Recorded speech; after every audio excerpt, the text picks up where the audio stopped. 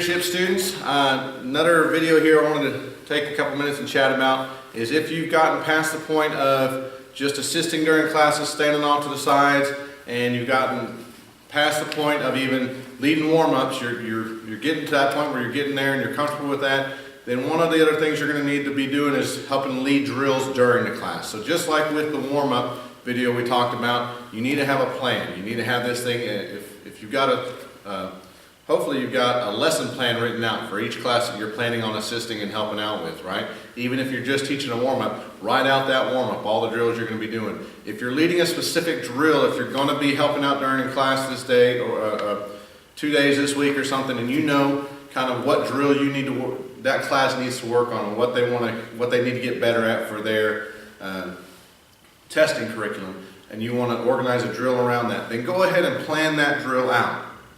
Okay? If you're going to do it, you need to have a couple things about that. You need to know a couple things going in advance. What's the goal of this drill going to be? All right, there's about 1,000 different ways you can do front kick drills. Do you want to do front kick just with the front leg and work on speed? Do you want them focusing on not having a whole lot of weight on their back leg? That way they don't have to shift their weight back as they come up and kick. Do you want front kick as a power kick? Is it going to be preparing them for board breaking?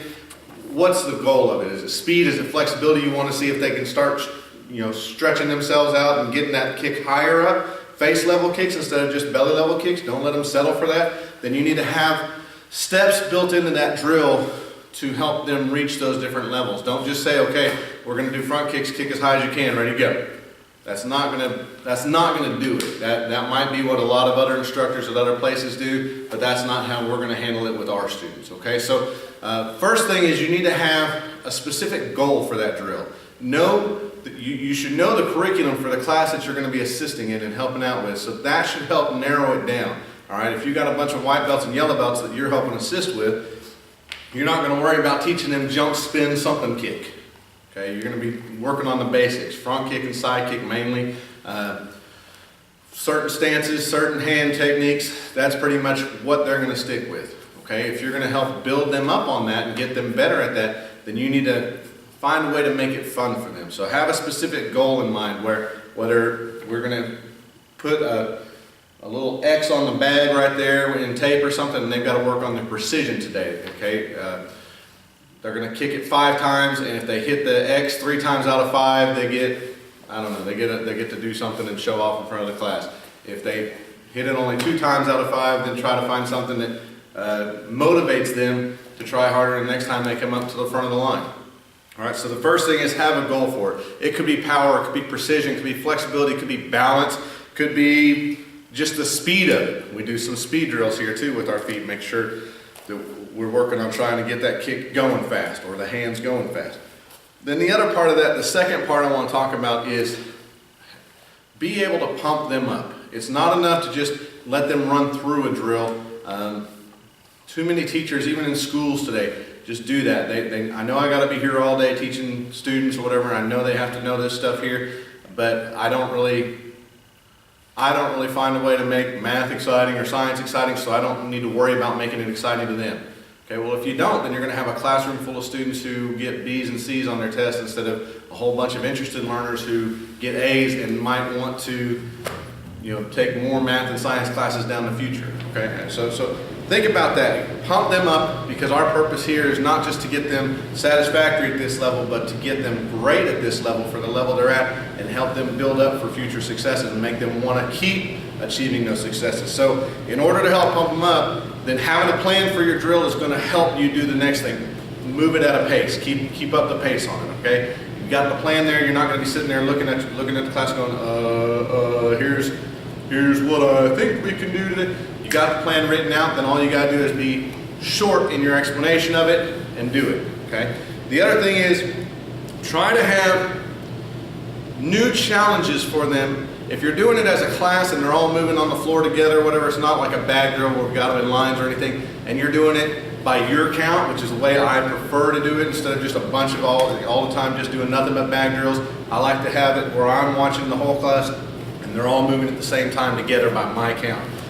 Then every 2 or 3 counts, I try to stop and give them a new thing to think about. Maybe it's we got this part down on our knife hand strikes. We worked on getting that hand twisting at the end. Okay, then it's 2 or 3 counts later, I'm going to make them focus on pulling that elbow back here, or the hand at their chamber and back at their belt.